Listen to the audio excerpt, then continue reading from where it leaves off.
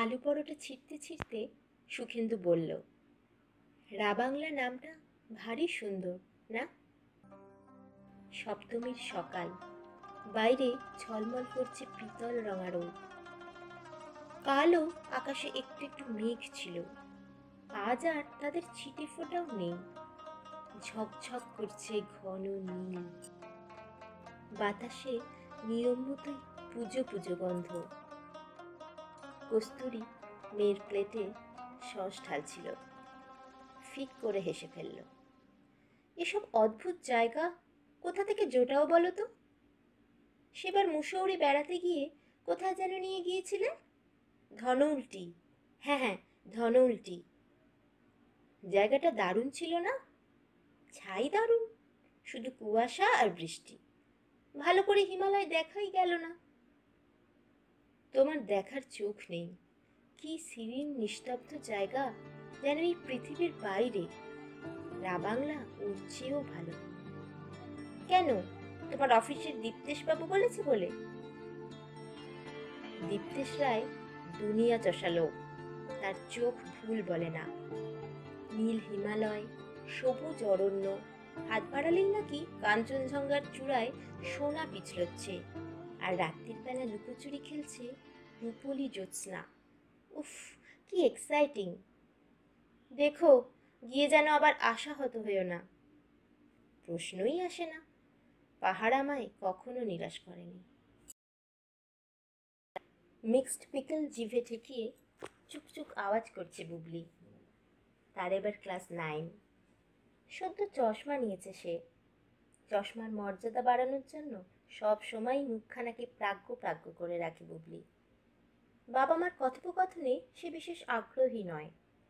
এখনো তার মধ্যে তেমন একটা নিসর্গ প্রেম জাগেনি।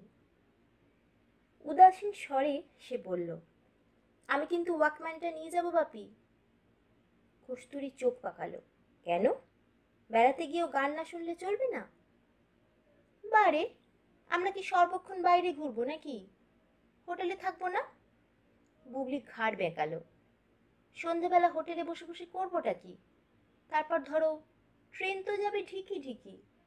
ওয়াকম্যান থাকলে ট্রেনে তাও বোর হব না। কথাটা ভুল বলেনি বুবলি। চতুর্দিকে যা বন্যা হয়েছে এবার, দক্ষিণবঙ্গের নটা জেলা একেবারে জলের তলায়। ট্রেন ফেন বন্ধ হয়ে একাকার কাণ্ড। প্রথমটা তো সুখেন্দু ভেবেছিল এবার বুঝি আর বেরোনোই হলো না। রোজ কোনো না কোনো ব্যারেজ থেকে জল ছাড়ছে, একের পর এক জায়গা ডুবে যাচ্ছে। এখানে রেল লাইন ভাঙছে, ওখানে ব্রিজ চুরমার, যাকে বলে অকহতব্য অবস্থা। উত্তরবঙ্গ দক্ষিণবঙ্গ পুরোপুরি বিচ্ছিন্ন। আস্তে আস্তে অনেকটা সামলালো পরিস্থিতি। অন্তত ট্রেন ফেনগুলো চলা শুরু করলো। প্রথম কদিন ঘুরপথে শিলিগুড়ি যাচ্ছিল, সেই কিউল ভাগলপুর কহলগাঁও হয়ে। এখন অবশ্য ঠিক রুটেই যাচ্ছে, তবে সময় নিচ্ছে খানিকটা। কালও খবর নিয়েছে সুখেন্দু। কামরূপ এক্সপ্রেস 7 ঘন্টা লেট ছিল। তা হোক, যাচ্ছে না এই কত। বেড়াতে বেরিয়ে অত ঘড়ি মেপে চলার প্রয়োজনটাই বা কি? রান্নাঘরে গিয়ে চা চড়িয়ে এসেছে কস্তুরী। বুবলি পরোটা শেষ করে এখন খুব শস খাচ্ছে। বোতলটা সরিয়ে রাখতে রাখতে বলল, রাবাংলায় আমাদের হোটেলটার লোকেশন ভালো তো? বলল তো, যারা এখানে থেকে বুকিং নিচ্ছে তাদের কাছে হোটেলের একটা ছবি আছে, দেখে মনে হলো পাহাড়ের এজে। ইস, নর্থ ফেসিং হলে খুব ভালো হয়। ফায়ার প্লেস আছে বাপি? আছে নিশ্চয়ই। পার ডে 900 টাকা সুইট ভাড়া নিচ্ছে কি এমনি এমনি? পুজো প্যান্ডেলে ঢাক বেজে উঠল। আওয়াজটা শুনতে শুনতে মুখটা কেমন কুঁচকে গেল কস্তুরী। বলল, এ মা, কি ক্যার করছে! সুখেন্দুর চোখে রাবাংলা দুলছিল। ছবিটা মুছতে মুছতে অন্যমনস্কভাবে বলল, টেপ রেকর্ডারে বাজাচ্ছে তো। সত্যি? ওরা ঢাকি পেল না নাকি পয়সা বাজাচ্ছে? কি করে বলবো, শুনলাম তো কালও পাড়ার ছেলেগুলো শিয়ালদায় গিয়ে দাঁড়িয়েছিল। সুখেন্দু কাঁধ ঝাঁকালো। তবে হ্যাঁ, ঢাকির এবছর খুব আকাল। বেশিরভাগই তো আসে মুর্শিদাবাদ নদিয়া থেকে, নয় বাঁকুড়া বীরভূম। সেখানে এখনো কত জায়গা যে জলের তলায়।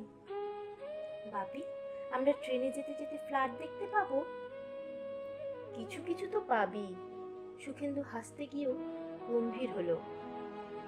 তবে ফ্ল্যাট এমন কিছু দেখার জিনিস নয় বুবলি। এবার বন্যায় কত মানুষ এফেক্টেড হয়েছে জানো? 1.5 কোটি। কত লোকের ঘর বাড়ি ভেসে গেছে, কত লোক মারা গেল, খাবার নেই, জল নেই, কি কষ্ট করে সব বেঁচে আছে।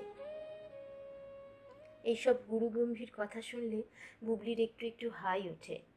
গা মোচড়াতে মোচড়াতে শুরুত করে সরে গেল।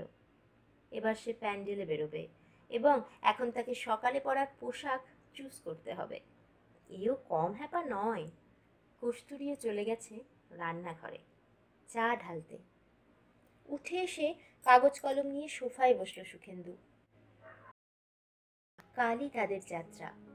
টুকিটাকি কিছু জিনিস কিনতে হবে। একটা লিস্ট বানিয়ে নেওয়া ভালো। পেস্ট, সাবান, 3-4 রকমের ওষুধ, একটা পেন বাম, টর্চের ব্যাটারি। ফিল্মের রোল কটা নেবে? 2টো? হ্যাঁ, 2টো তো লাগবেই। এখান থেকে কিনে নেওয়া ভালো।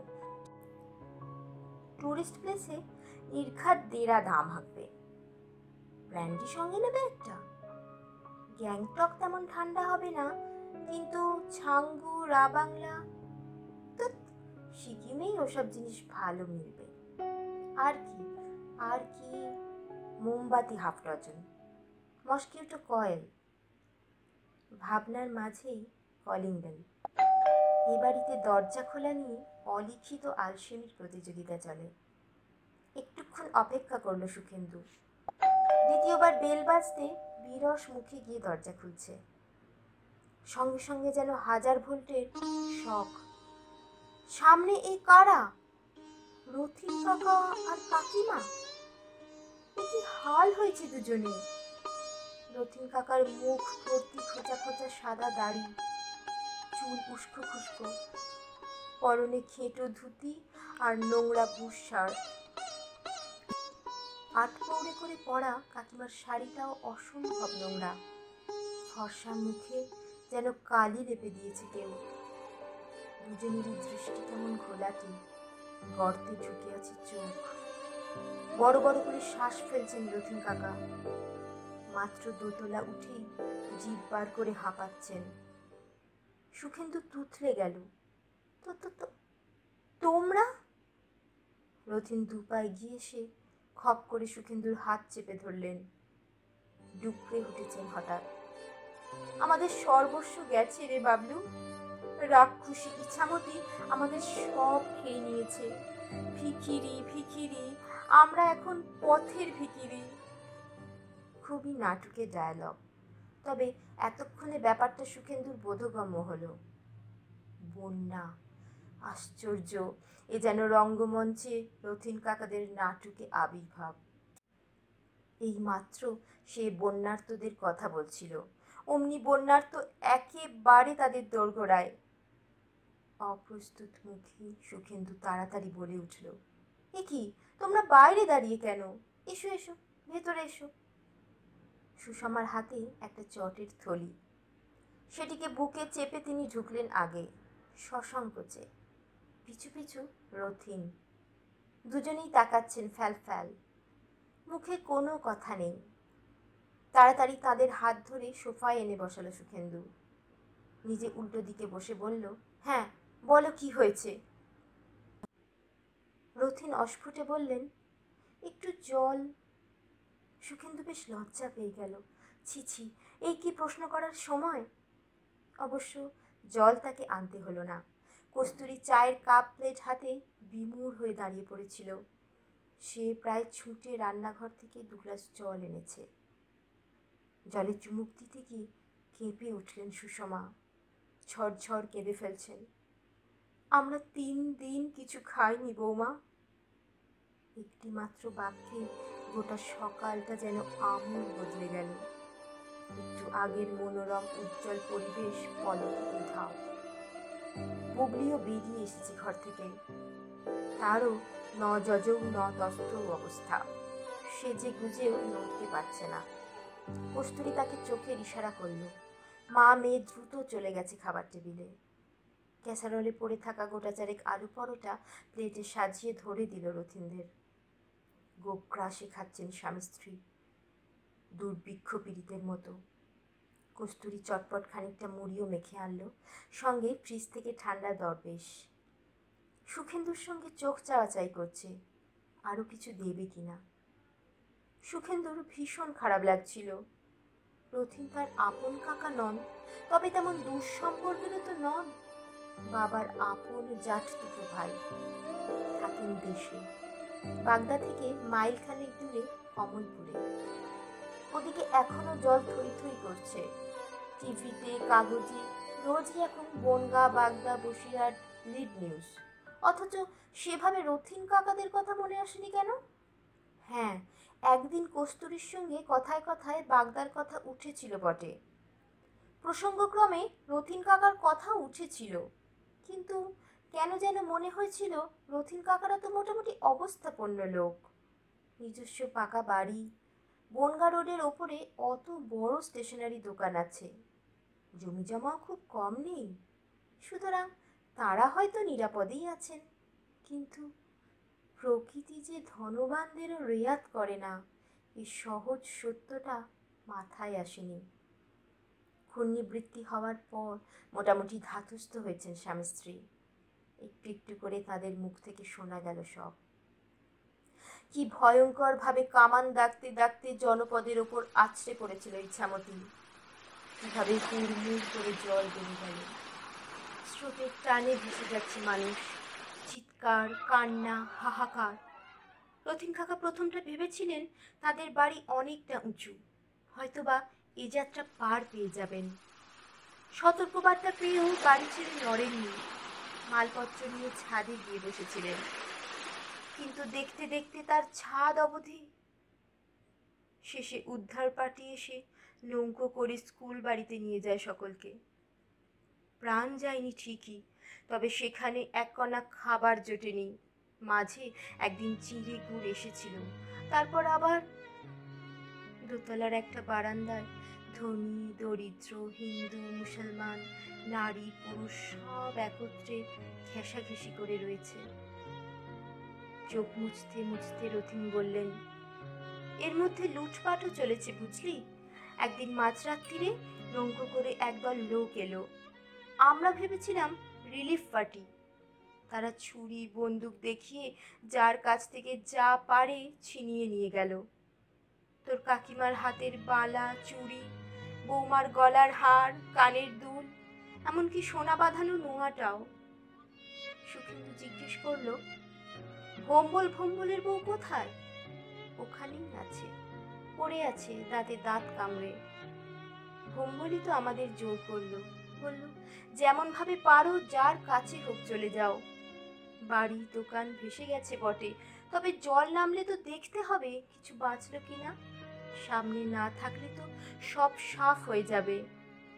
স্কুল বাড়িতে যাওয়ার সময় যতটুকু পারি সঙ্গে নিয়েছিলাম। লুটপাট হয়ে যাওয়ার পর যেটুকু পড়ে আছে ভম্বল আর ভম্বলের বউ সামলাচ্ছে। আমরাও আর পারলাম না রে। রথিন ফুঁপিয়ে উঠলেন। মরিয়া হয়ে শেষে নৌকো করে হেঁটে আবার নৌকো করে কিভাবে দমদম পৌঁছেছি এখন আর বলতে পারবো না রে বাবলু। চুপ করুন তো, কস্তুরী নরম গলায় বাধা দিল। এখন জিরোন একটু, চান টান করুন ভালো করে, তারপর খেয়ে দে একটু ঘুমোলে সব ঠিক হয়ে যাবে। বলছো বৌমা? হ্যাঁ, উঠে পড়ুন। আপনারা বুবলির ঘরে চলে যান, আমি ততক্ষণে একটু চালে ডালে চড়িয়ে দিই। বলতে বলতে সুখেন্দুর দিকে ফিরল কস্তুরী। এই, তুমি বুবলির ঘরটা একটু ঠিকঠাক করে দাও না। সুখেন্দু বুবলিকে ডাকলো, আয় আমার সঙ্গে একটু হাত লাগা। বুবলির প্যান্ডেলে যাওয়ার উৎসাহ কমে গেছে। ট্রেন থেকে বন্যা দেখার আগেই দুটো জলজ্যান্ত বন্যার্ত একেবারে বাড়িতে হাজির। এতে যেন সে বেশ রোমাঞ্চিত। পটাপট নিজের জামা কাপড়গুলো সরিয়ে আনলো বাবা মার ঘরে। নিজে থেকেই প্রায় অচেনা দাদুটার সঙ্গে কথা বলছে টুকটাক। ঘর গোছাতে গোছাতে সুখেন্দুর মনটা কেমন যেন খচখচ করছিল। কালকেই তাদের ট্রেনের টিকিট, আজই রথিন কাকারা। এ মুহূর্তে তার কি করা উচিত? যেতে তো হবে কাল, কিন্তু এদের ফেলে কেমন করে যাবে? চিন্তাটাকে মাথায় নিয়ে রান্নাঘরে এলো সুখেন্দু। ফিস ফিস করে বলল, কি গো, কি করবো? কস্তুরী আলু কুটছিল, ঘাড় না ঘুরিয়েই বলল, কিসের কি? এরা তো বডি ফেলে দিল, আমাদের যাওয়ার কি হবে? কপাল খারাপ হবে না। কস্তুরীর যেন একটা ছোট্ট শ্বাস পড়ল। যাও, টিকিটগুলো ক্যান্সেল করে এসো। আবছাভাবে রাবাংলা দুলে গেল সুখেন্দুর চোখে। নীল নীল পাহাড়, সবুজ অরণ্য, রূপলি জ্যোৎস্না। অসহিষ্ণু মুখে বলল, যা, তা হয় নাকি? আর কি হয় তাহলে? সাফ সাফ বলে দিই, কাল আমরা চলে যাচ্ছি। মিথ্যে তো নয়। বলা যায় দুটো মানুষ অমন বিপদে পড়ে এসেছে। সুখেন্দু একটু চুপ থেকে বলল, তাহলে এক কাজ করা যাক, ওরা নয় এখানে থাকুক, আমরা বেরিয়ে পড়ি। মাত্র তো 7 দিনের প্রোগ্রাম। তা হয় না। কেন হয় না শুনি? খারাপ দেখায়। খারাপ দেখানোর কি আছে? চাল ডাল আলু কিনে দিয়ে যাব, ফ্রিজ রইল, টিভি রইল, ওদের অসুবিধেটা কি হবে শুনি? তবু হয় না, তবু খারাপ দেখায়। লোকে কি বলবে? বানভাসী কাকা কাকিমা আশ্রয় নিতে এসেছিল, তাদের ফেলে রেখে আমরা। আর কথা এগোলো না। সুষমা এসেছেন দরজায়, স্নান সেরে ফেলেছেন। বুবলি একটা তাঁতের শাড়ি বার করে দিয়েছে, অনেকটা তাজা দেখাচ্ছে তাকে। সংকুচিত মুখে বললেন, তোমার সঙ্গে একটু হাত লাগাবো বৌমা? না না, কিছু দরকার নেই, আপনি বিশ্রাম নিন। তবু শুনলেন না সুষমা, রান্নাঘরে ঢুকেই পড়েছেন। সুখেন্দু সরে এলো সেখান থেকে, শোয়ার ঘরে গিয়ে চিৎপাত হয়ে সিগারেট ধরিয়েছে। দুপুর পর্যন্ত কস্তুরীর সঙ্গে একান্তে কথা বলার সুযোগই হলো না। পরিতৃপ্তি সহকারে আহার সারলেন রথিন। তার মধ্যে মাঝে মাঝে চোখ মুছছেন আর শোনাচ্ছেন ভয়াবহ অভিজ্ঞতার কথা। এক মা নাকি বাচ্চা নিয়ে গাছের উপর বসেছিল, সেই বাচ্চা পড়ে গেছে কোল থেকে, সঙ্গে সঙ্গে ঝাঁপ দিয়েছে মা। প্রবল তোড়ে দুজনেই নিশ্চিহ্ন। জলে নাকি কোথায় তক্তপোষ ভেসে যাচ্ছিল, সেখানে পড়েছিল এক বৃদ্ধের লাশ। প্রাণ ভয়ে মানুষের সঙ্গে একত্রে আশ্রয় নিয়েছে সাপ, কিন্তু কামড়াচ্ছে না। বুবলির বোধ হয় আর শুনতে ভালো লাগছিল না, হয়তোবা সহ্য হচ্ছিল না আর। টিভি চালিয়ে দিল বুবলি। আশ্চর্য, সঙ্গে সঙ্গে রথিন সুষমার চোখও পর্দায়। পেট ভর্তি হয়ে গেলে বোধহয় বিনোদনের নেশা অজান্তেই মাথাচাড়া দেয়। তবে শরীরে আর দিচ্ছে না দুজনেরই। 2-4 মিনিটের মধ্যেই ঝুলতে শুরু করেছেন স্বামী স্ত্রী। কস্তুরীকে ব্যালকনিতে ডেকে আনলো সুখেন্দু। গোমরা মুখে বলল, কি হলো? কি ঠিক করলে? তুমি এখনো এই কথা ভাবছো? ডিসিশন তো হয়ে গেছে। না মানে, ওদের অন্য কোথাও চালান করে দিলে হয় না? ধরো দিদির বাড়িতে যদি পাঠিয়ে দিই। ফোন করবো একবার দিদিকে। তোমার কি ঘটে একটুও বুদ্ধি নেই? দিদির শ্বশুর বাড়িতে জ্ঞাতি কাকাকে পাচার করে বেড়াতে চলে যাবে, তারা কি ভাববে? আমাদের কাছে এসেছে বলে আমরা কি চোরের দায়ে ধরা পড়ে গেলাম? সুখেন্দুর স্বর তেতো হয়ে গেল। আরো তো অনেকে ছিল, নাকতলায় পল্টু আছে, ব্যারাকপুরে নারুদের অত বড় বাড়ি, সবারই তো সম্পর্কে কাকা। কি করা যাবে, এখানেই যখন এসে পড়েছে। কস্তুরী এবার একটা বড় শ্বাস ফেলল। এই বছরটা নয় রুটিন বেড়ানোয় ছেদই পড়ল। ভারী করুণ চোখে একটুক্ষণ স্ত্রীর মুখের দিকে তাকিয়ে রইল সুখেন্দু। তারপর প্যান্ট শার্ট চড়িয়ে বেরিয়েই পড়েছে। সোজা কয়লাঘাটে গিয়ে ক্যান্সেল করলো টিকিটগুলো। উদাস মুখে গঙ্গার ধারে পায়চারি করলো খানিকক্ষণ। ভাল লাগছে না, কিছু ভাল লাগছে না। ভরা গঙ্গায় টল টল করছে জল। কুর চোখে নদীকে দেখছে বারবার। কি করবে এখন? বাড়ি ফিরবে? পুরনো পাড়ায় আড্ডা মেরে প্রায় রাত 12টায় বাড়ি ফিরল সুখেন্দু। কলকাতায় আজ এক অন্য বন্যা হানা দিয়েছে, মানুষের বন্যা। 10 হাত অন্তর অন্তর পুজো, হইচই, গান, রোশনাই। কে বলবে এই শহর থেকে অল্প দূরেই থই থই করছে জল, রাস্তায় কি জ্যাম বাপস। কস্তুরী দরজা খুলেছে। কোথায় ছিলে এতক্ষণ? এমনি ঘুরছিলাম। বুবলি এসেছে? ঘুমোচ্ছে।